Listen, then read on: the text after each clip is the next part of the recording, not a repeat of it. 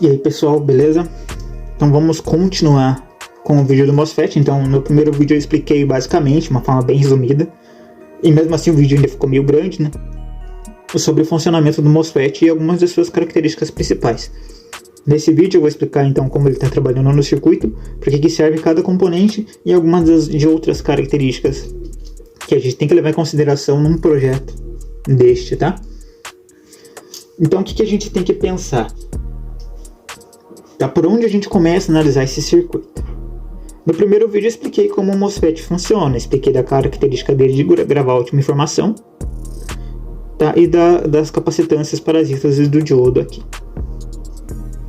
Sabendo como o MOSFET funciona, eu já vejo que esse circuito ele pode ser melhorado, tá? Mas vamos abordar do início, então vamos seguir uma linha. Então eu tenho aqui a bateria de 11.1, tá? No exemplo eu vou estar usando como exemplo uma bateria dessa aqui. Eu vou até pôr aqui, ó, essa bateria ela é de 1.1 ampere hora, tá? São 1100 mAh. Quais são as características desse MOSFET aqui para o circuito? Esse MOSFET, ele, então, através do datasheet dele, eu descobri que ele tem uma corrente de dreno, ou seja, a corrente que ele consegue fornecer, que ele consegue suportar. Ele fornece não, que ele consegue suportar, passando entre seus terminais, é de 343 amperes, com um VGS, ou seja, com uma tensão de gate de aproximadamente 10 volts e uma temperatura ambiente de mais ou menos 25 graus. Sabendo disso, e sabendo que a minha bateria ela fornece no máximo 1100 mAh, eu sei que meu motor aqui não pode passar de 2 amperes. Sendo assim, o que adianta eu ter um MOSFET caro que tenha capacidade de 343 amperes, sendo que eu sei que o meu motor não vai chegar nem perto disso? Então, vamos supor que em uma corrente máxima de pico ele alcance os 2 amperes, tá? Uma carga muito elevada, então não, aqui já começou aqui o superdimensionamento, ou seja, é um MOSFET muito caro para um circuito, MOSFET caro e difícil de encontrar nesse circuito. Sendo assim, então a gente já sabe que temos um MOSFET superdimensionado. O que é bom? É bom que você consegue aplicar ele inclusive em motores high torque, porque ele tem uma capacidade de corrente muito elevada. A desvantagem é preço, ele é muito caro e difícil de encontrar, certo? Mas vamos continuar com a análise porque é ele que está no circuito. Então eu tenho aqui uma bateria de 11.1 volts por 1100 mAh, tá? 1.1 ampere hora. Então, para que seriam esses resistores aqui? Vamos começar com o resistor 1. Por que ele está no circuito? Para quem entende um pouco de eletrônica, já viu que eu tenho aqui basicamente um circuito divisor resistivo com 2 resistores, sendo assim eu vou ter uma tensão X aqui, que não é a mesma da tensão de entrada, que é de 11.1 volts, porque eu tenho um divisor resistivo aqui. Porém, o objetivo desse circuito não é dividir a tensão. Eu vou ter aqui uma divisão porque, infelizmente, vai acontecer aqui, que é a característica de divisor resistivo. Infelizmente ela vai acontecer aqui, porém esses 2 resistores não estão aqui para isso. Cada um deles tem uma função específica no circuito. Então a característica aqui de divisão resistiva ela vai acontecer simplesmente por causa da montagem do circuito, mas não porque ela tem que acontecer porque foi projetado para isso, tá bom? Vamos deixar isso bem claro. Então qual que é a função do primeiro resistor aqui, desse resistor de 100 ohm, tá? Se a gente voltar lá no primeiro vídeo, onde eu falei sobre as capacitâncias parasitas internas aqui do transistor, do MOSFET, vocês viram lá que tem 2 capacitores. E por que a gente tem que dimensionar um resistor? Esse resistor aqui, ele está polarizando o gate. Por que ele tem que ter um resistor polarizador de base? Será que ele tem que... de base não, de gate. Será que ele tem que ter esse resistor? Afinal de contas, um transistor normal, comum, ele tem que ter esse resistor. Mas o MOSFET, será que ele precisa ter, sabendo que é uma fonte de tensão controlada por tensão? Não, pessoal, ele não precisa. Ele não precisa desse resistor. Ele está aqui por precaução. Ele está aqui para proteger o circuito. Uma coisa que eu esqueci de colocar aqui, que agora explicando sobre o resistor eu lembrei, que aqui no meio, entre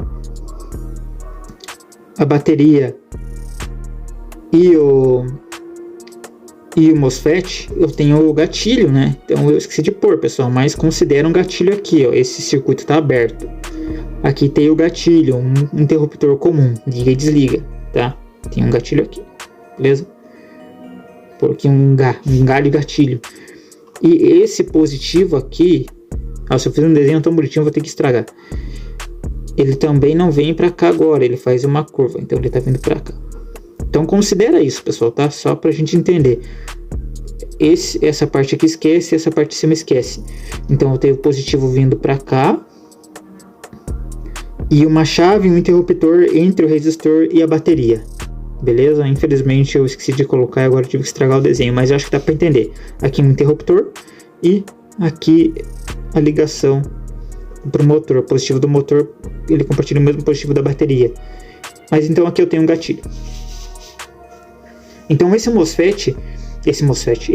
resistor, ele está aqui para proteger, se caso o MOSFET, então se acontecer do MOSFET entrar em curto entre seu gate e o seu source, que acontece, eu vou ter um resistor garantindo que não vai existir esse curto, porque ele vai servir como carga no momento. Então no momento em que acontecer esse curto, eu não vou ter um positivo saindo do gatilho direto para o terra, fazendo o superaquecimento dos condutores e derretendo o gatilho, derretendo o fio, estragando a bateria. Então esse resistor vai garantir que isso não vai acontecer. Se o MOSFET entrar em curto, o resistor vai entrar como uma carga no circuito e não vai deixar um curto-circuito direto acontecer. Tá bom? Então ele está aqui como proteção e como uma carga. Porém, lembra que tem as capacitâncias parasitas aqui. O que acontece? Se a gente pegar esse resistor, aqui ó, vou voltar lá no desenho, peraí. Aqui ó, lembra das capacitâncias parasitas? Então eu posso considerar esse capacitor aqui e o resistor do gate. Então o resistor do gate vai estar aqui, aquele resistor, o R1 de 100 ohms, vai estar aqui e ele vai estar junto com esse capacitor. E esse capacitor aqui, ele está ligado no source e o source está ligado no terra. Então a gente tem aqui um filtro RC, passa baixa. Então esse resistor ele foi dimensionado aqui para proteger o circuito. Porém, querendo ou não, eu tenho aqui outra característica, que é a característica de um circuito, de um resistor, de um filtro passa baixa. Isso significa o quê? Significa que a tensão VGS, a tensão do gate, lembra que tem uma tensão mínima, ela vai ter uma curva característica, porque ela só vai chegar no seu limiar lá de tensão limite para conduzir quando esse capacitor parasita se carregar totalmente. Então esse capacitor ele precisa se carregar para que a tensão no gate seja necessária para que ele comece a conduzir. Então ao invés de, vou fazer um desenho aqui, tá, a tensão do gate, então aqui está 0, o gate está 0, aí é aplicada uma tensão lá de 5 volts, por exemplo, ele vai subir e vai se manter em 5 volts, por exemplo, por alguns segundos, por exemplo. Então aqui eu vou ter 5 volts, aqui eu vou ter 0 volts, e aqui seria, aqui eu estou medindo, vamos supor, com um osciloscópio no gate. Então eu vou ter, no momento que eu aplicar 5 volts, eu teria que ter aqui uma tensão de 5 volts subindo instantaneamente. Então eu apliquei 5 volts, tem que ter 5 volts no gate, tá? Isso seria no componente ideal, no MOSFET ideal, mas eu tenho esse capacitor e eu vou ter esse resistor aqui junto. Então significa que eu só vou ter o VGS aqui no gate quando o capacitor se carregar. Então eu vou ter uma curva aqui, ó, desta maneira, basicamente, tá? Isso aqui, exemplo. Então eu vou ter uma curva, na verdade ela é menor aqui, tá? E ela vai demorar para subir aqui, ó. Beleza? Então veja que ela só vai chegar nos 5 volts aqui, no VGS, quando o capacitor se carregar. Então isso aqui é a carga do capacitor. E essa carga, ela vai depender desse resistor aqui. Então quanto menor o resistor, menor é essa curva, tá? Quanto menor o resistor, menor é essa curva. Quanto maior o resistor, maior é essa curva. Então se colocar um resistor muito grande, vamos supor que um pulso, supor que aqui termina o pulso positivo. Então o pulso positivo acaba aqui. Então aqui você soltou o gatilho, por exemplo. Então se for um resistor muito grande, você vai apertar e soltar o gatilho. No momento que você apertar, ele começa a se carregar. No momento que você soltar, veja que ele não chegou no VGS. Não chegou no VGS, o MOSFET não conduziu, o motor não acionou. Então você tem que pressionar, segurar o gatilho por um tempo maior para que chegue o VGS e o motor funcione. Então o resistor, ele tem que ser pequeno. Aí que tá. Ele não pode ser pequeno o suficiente para que, se acontecer um curto-circuito, ele seja uma resistência muito baixa e não funcione como uma carga, e assim eu vou ter um curto-circuito. E ele não pode ser grande o suficiente para que não dê tempo do capacitor se carregar totalmente para atingir o VGS e o motor funcionar. Tá bom? Então a gente tem que dimensionar esse resistor também. E é por isso que neste caso é um resistor de 100 ohm.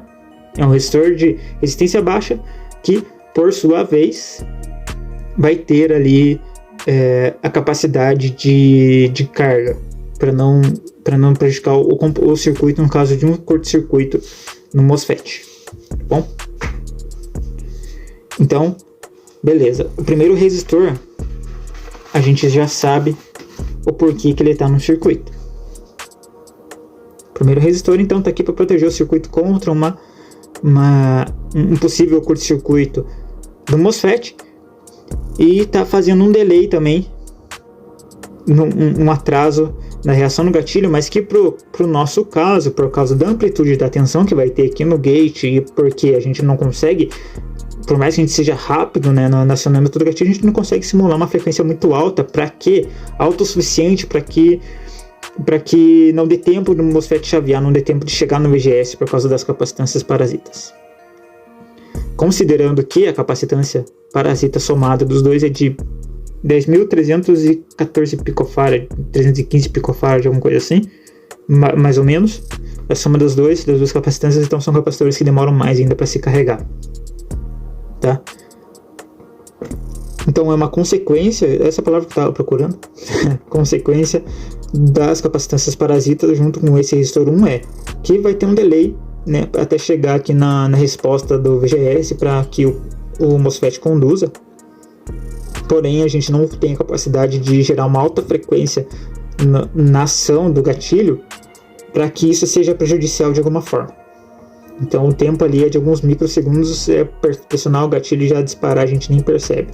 Claro que, né, isso vai depender do resistor. Se colocar um resistor de 1K, por exemplo, a gente vai perceber ali o atraso no gatilho, tá? Mas eu acredito que esse resistor de 100 não chegue a isso. Então ele está aqui para proteger o circuito, mas para proteger o circuito contra o curto-circuito, e existe essa consequência da carga do capacitor, o que neste caso ela é irrelevante para a aplicação que esse MOSFET está tendo. O resistor 2, para que ele está aqui?